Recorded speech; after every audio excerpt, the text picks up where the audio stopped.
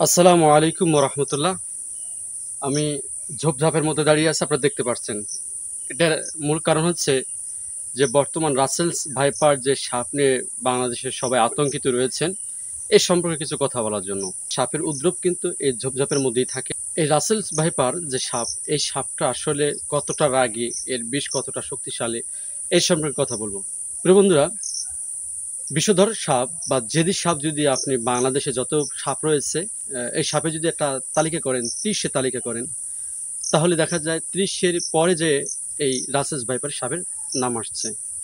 বিষধর সাপ হিসেবে যদি তালিকা করেন, তাও দেখা যায় যে এটা 5 নম্বরও না, এটাও 30 পরে যে আর কি আপনার নাম আসবে।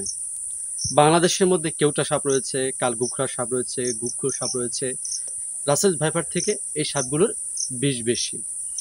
অথচ আমাদের বাংলাদেশে এই রাসেলস ভাইপার সাপ নিয়ে বেশ আর কি আতঙ্কিত রয়েছে। যতটুকু আর কি এই সাপ নিয়ে আর কি ঘাটাঘাটি করলাম, তার মধ্যে দেখলাম যে এই সাপটা কিন্তু প্রচুর অলস প্রকৃতির। এই রাসেলস ভাইপারে যদি খাবার পর্যাপ্ত পরিমাণ থাকে পেটে, ক্ষুধা যদি না লাগে, তাহলে এরা বন জঙ্গলে যেখানে থাকে সেখানে ঘাপটি মেরে 3-4 দিন থাকে। অর্থাৎ অলস প্রকৃতির। ওরা কিন্তু আপনাকে তেড়ে এসেই দাবড়াইয়ে কিন্তু কামড় দেবে না, যতক্ষণ পর্যন্ত আপনি এই বিষধর সাপকে খোঁচা না দিবেন, বিরক্ত না করবেন। যেমনটা ধরুন, আপনি কুকুর পালি, পোষা বিড়াল পালি।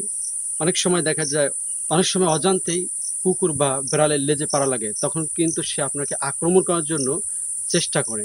ঠিক সাপও তেমন, ওকে খোঁচা না দিলে আপনাকে তেড়ে এসে কিন্তু কামড় দেবে না, বিরক্ত না করলে কামড় দেবে না। যাই হোক বন্ধুরা, এই বর্তমান সময় ডেঙ্গু উপদ্রব বেশি, এরপর সাপের উপদ্রব বেশি। এটা কারণটা কি? এটা কারণটা হচ্ছিল ফুড সাইকেলটাকে আমরা নষ্ট করে দিয়েছি। যেমন ধরুন, মশার কারণে কিন্তু ডেঙ্গুর আক্রান্ত হচ্ছে। ডেঙ্গুর যে লার্ভা রয়েছে, এই লার্ভার খাবারটা হচ্ছিল ব্যাঙের। এখন আমরা ব্যাঙকে ধ্বংস করে দিয়েছে, যেই কারণে মশার যে লার্ভাটা রয়েছে সেটা ভালোভাবে বিস্তার করছে। আর ভালোভাবে বিস্তার করার কারণে কিন্তু ডেঙ্গু জ্বর আক্রান্ত হচ্ছে। এরপর মনে করেন যে এই যে বিষধর যে সাপ রয়েছে, এই সাপ উপদ্রব কেন?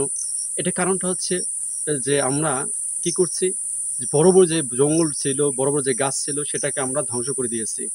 ওইখানে কিন্তু বড় বড় যে পাখি ছিল, সে পাখি বসবাস করত, যে পাখিরা বিষধর সাপ খায়। যেমন বাজ পাখি, চিল পাখি আর অন্যান্য পাখি, যারা রাসেলস ভাইপার সহ যত বিষধর সাপ ছিল এরা খেত।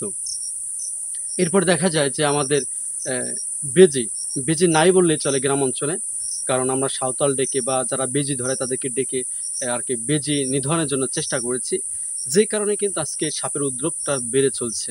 প্রিয় বন্ধুরা, আমরা আমাদের ক্ষতি কিন্তু আমরা নিজেরা ডেকে নিয়েছি।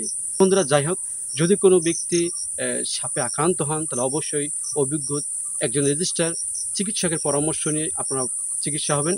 আর বিশেষ করে আমাদের চলাফেরা একটু সতর্কভাবে করতে হবে। প্রিয় বন্ধুরা, এতক্ষণ পর্যন্ত আপনাদের যে তথ্য জানালাম, এই তথ্য যদি আপনার কাছে নতুন মনে হয়ে থাকে, তাহলে অবশ্যই চ্যানেলটি সাবস্ক্রাইব করবেন। আর যারা সাবস্ক্রাইব করে সাথে রয়েছেন, অসংখ্য ধন্যবাদ। বিদায় নিচ্ছি। আসসালামু আলাইকুম ওয়া রাহমাতুল্লাহি ওয়া বারাকাতুহু।